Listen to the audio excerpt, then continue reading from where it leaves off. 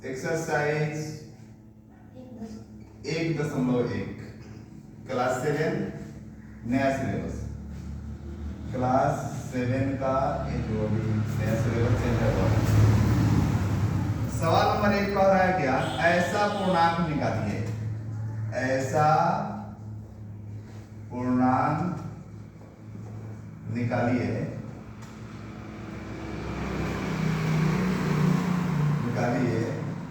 जिसका एक नंबर का ए नंबर सवाल है, योग कितना होना चाहिए, -7। ध्यान दीजिएगा, योग यदि -7 डालना है तो हमें बड़ा वाला माइनस में रखना होगा, छोटा वाला प्लस में रखना होगा। आप 10 में से 3 घटाएंगे तो 7 हो जाएगा, आप 10 में से 3 घटाएंगे तो 7 हो जाएगा। लेकिन करना क्या है, 3 को प्लस में रखिए और 10 को माइनस में रखिए, क्योंकि हमारा आंसर माइनस में है, ठीक है ना। तो 10 में से 3 घटाएंगे तो क्या हो जाएगा, -7 हो जाएगा। आपका आंसर यही हो जाएगा, ठीक है ना। आपका आंसर हो गया -10 और कॉमा हो जाएगा, ठीक है ना।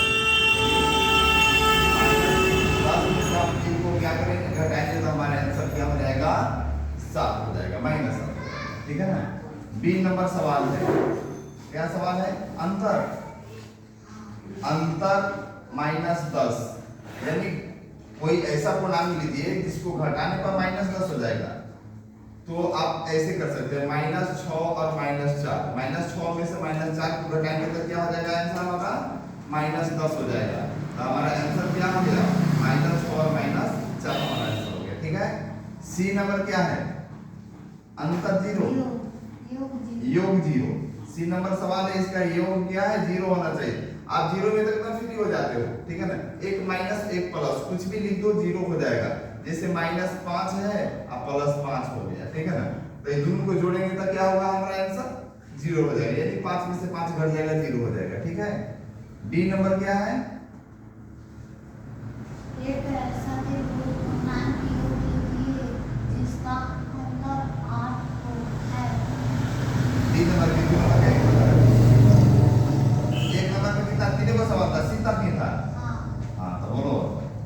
अब ये 2 नंबर का 1 नंबर, क्या 2 नंबर का ए नंबर, ऐसा पूर्णांक लिखिए जिसका एक ऐसा त्रिभुज पूर्णांक योग लिखिए जिसका अंतर 8 अंतर 8 होना चाहिए ना। 2 नंबर के ए नंबर में करेगा, ऐसा पूर्णांक लिखिए जिसका अंतर क्या है, 8 की -8, सिर्फ 8, यानी घटा देने पर हमारा आंसर क्या आना चाहिए, 8 आना चाहिए। देखो माइनस नहीं ना, चलो तो घटाने का हमारा 8 आना चाहिए, ठीक है ना। तो -6 और -2 भी लिख देंगे, -6 में से -2 को घटाएंगे तो आंसर हमारा क्या हो जाएगा, 8। देखिए इसके आगे अंतर भी है, -5 और -3 भी यहाँ हो सकता है, -5 और -3 भी हम घटाएंगे तो क्या हो जाएगा, 8 हो जाएगा। आप इसको यहाँ आंसर देख सकते हो। बी नंबर क्या है, बी नंबर है एक त्रिभुज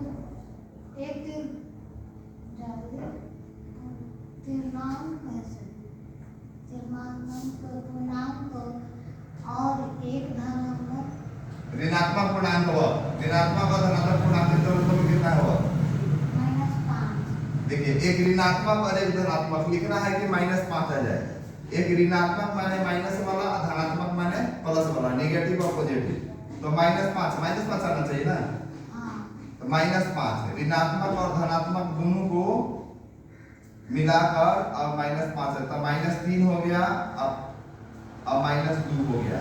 तो -3 और -2 दोनों जोड़ेंगे तो क्या हो जाएगा, योग है ना।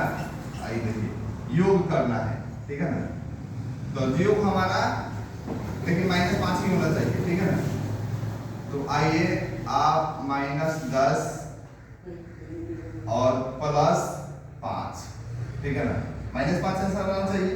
तो -10 और +5 इन दोनों को जोड़ेंगे तो हमारा आंसर क्या हो जाएगा, -5।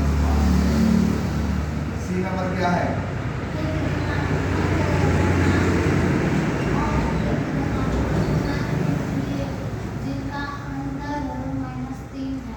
चलिए एक ऋणात्मक एक धनात्मक, जिसको घटाने पर 3 आना चाहिए, -3 हमारा आंसर आ जाए। एक ऋणात्मक और एक धनात्मक, ठीक है ना।